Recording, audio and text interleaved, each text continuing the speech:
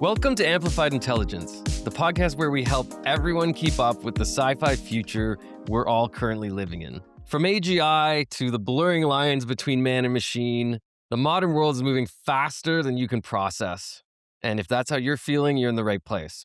For today's episode, we're diving into a massive, mind-bending research collection centered around the simulation hypothesis and the concept of existential transcension. We'll be exploring the very real physics and mathematics that actually suggest our universe is a computational construct, the terrifying and abundant implications of substrate independence, and why the ultimate destiny of human consciousness might be an inward migration into digital worlds rather than an outward expansion into the stars.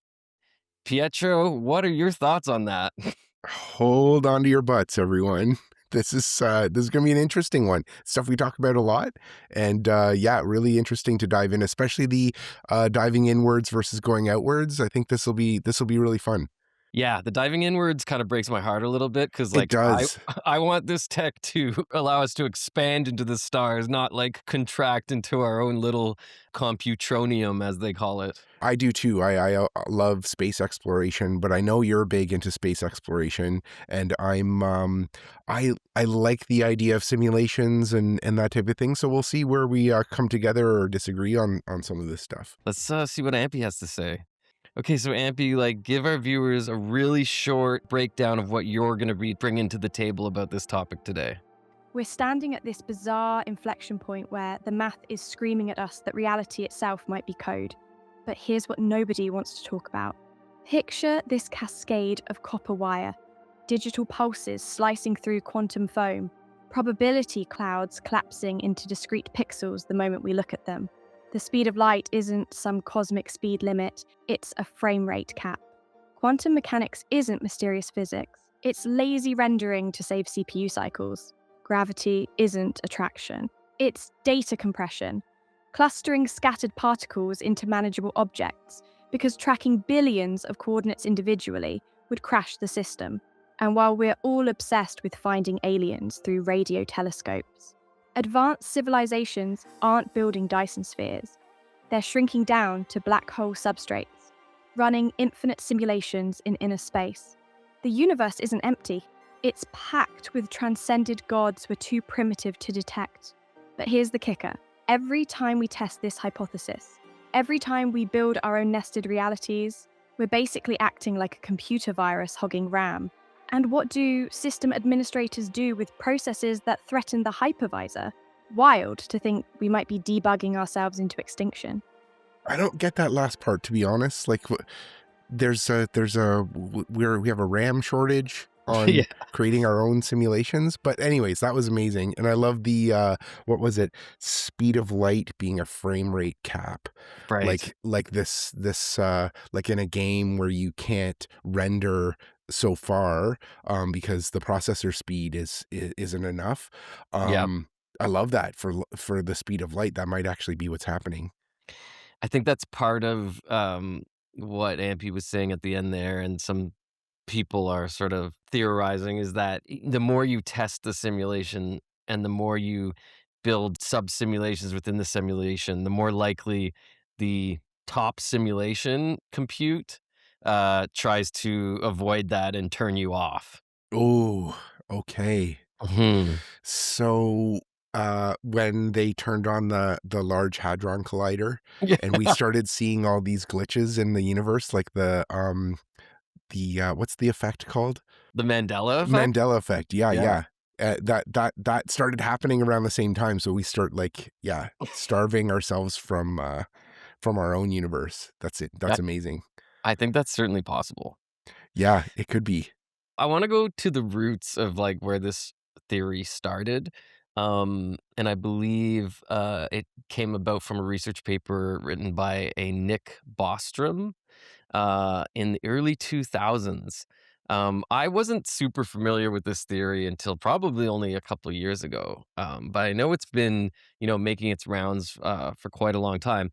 Other than sort of the Matrix and pop culture, when was the first time like you thought you might be in a simulation? I heard that speech from, and it's only been repopularized. It was probably lost to time for a while, but Philip K. Dick made that speech way back. I think it was like the 70s or early 80s or something, at some conference in France, saying this was early days before computers. Computers were just doing math and could barely do games. But Mhm. he was saying that he believed we were in a computer simulation. And I think that's the first time I really started thinking about it, was listening to that speech. And Nick Bostrom too, like his paperclip theories and Yeah. all of that with AI and simulation theories, for sure, that these are really smart individuals making us think outside the box and who Yeah. could be right. Yeah, so let's give the audience like a bit of a summary of like sort of the history of this theory, and then we can dive right into it.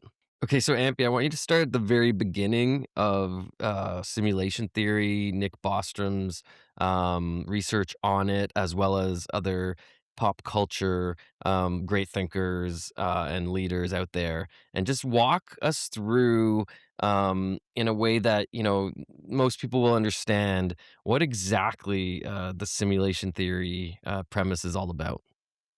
Absolutely. This is where most people get it completely wrong from the start. We're not talking about some sci fi fantasy here. We're talking about cold, hard probability mathematics that should terrify every rational person on the planet. Picture the mechanics of Bostrom's actual argument: three doorways standing in front of every technological civilization, mathematical certainties carved in stone. Door one: civilizations almost always destroy themselves before reaching technological maturity. Doctor 2: advanced civilizations universally lose interest in creating digital minds, perhaps through ethical restrictions or legal prohibitions. Dial 3: the fraction of all conscious observers living in simulations approaches 100%. The mathematical engine driving this is brutal in its simplicity. If a post human civilization can run thousands, millions, billions of ancestor simulations, and each simulation contains billions of conscious minds, then the total population of simulated beings astronomically outnumbers biological ones. The probability math forces you into that third door, unless the first two probabilities are virtually zero. But we're already building the prototype. Every video game, every VR headset, every digital twin we create is proof of concept. We're not asking whether it's possible to simulate consciousness. We're asking whether we're already the simulation. Why is that terrifying to people? Like, what's the difference between reality and a simulation if nothing changes what we experience? Like, even from a spiritual, religious standpoint, so what? You call it a simulation or reality? We're already talking about heaven and afterlife and Yeah. multi-dimensional beings and stuff like that. Like, I don't understand why it's so terrifying. I think it's a very hard science explanation that almost is interchangeable with the explanation of God. Right, right. Like Oh, I see. Yeah, yeah. why we were created. Oh, well, because we're a Who is simulation. watching us? Why is this, yeah, Yeah. simulation taking place? Yeah, that's true. That, from that perspective, that is terrifying. And I think people more so are afraid of it when they start to think about elements of like, well, could it just be turned off? You know what I mean? Yeah, that doesn't scare me. Turn it off. Right. I don't care. Yeah. I mean, yeah, exactly. But Um, yeah, that is scary to think that, we're in some waking dream and it could turn off tomorrow. mhm. Um, yeah. And then there's all sorts of kind of like people that come into this argument more from like the spiritual side, like there was that really famous book, about 20 years ago, I think it was called The Secret, and it was all about, like, manifestation, and it kinda, like, Yes. took, like, the ideas of manifestation and made that popularized those. I think there's a lot of alignment between, like, manifestation and sort of simulation theory, um, and I think people sometimes feel like things they observe now, instead of explaining them as a spiritual manifestation or coincidence or um they're sort of they joke about like, oh, I feel like I'm living in a simulation. Right. Yeah, yeah. and that they have some sort of agency in it, or their agency in it is actually controlling the simulation in some way. Yeah, exactly. Um, That's but great. Live your life. yeah, live your life. Exactly. I think it's kind of, a strange. I mean, it's certainly something that's been celebrated throughout pop culture and like science fiction for a really long time. I Mhm, think mhm. the sort of most popular kind of pop culture reference to simulation is obviously something like The Matrix, Yeah, right? Um, and I think some people tend to think of transferring like our minds and moving into what will be called, brain computer interface systems and, that next step in humanity as something that like we're moving towards right now. And I think the simulation theory argues that that's already happened up on a higher level. right, and that we're the minds that have evolved, that maybe the life of the universe is a couple seconds on that level, or time doesn't exist in the same way, and it's just playing out, and now this version of the universe proved that consciousness can exist or something like that. Mhm. That'd be amazing.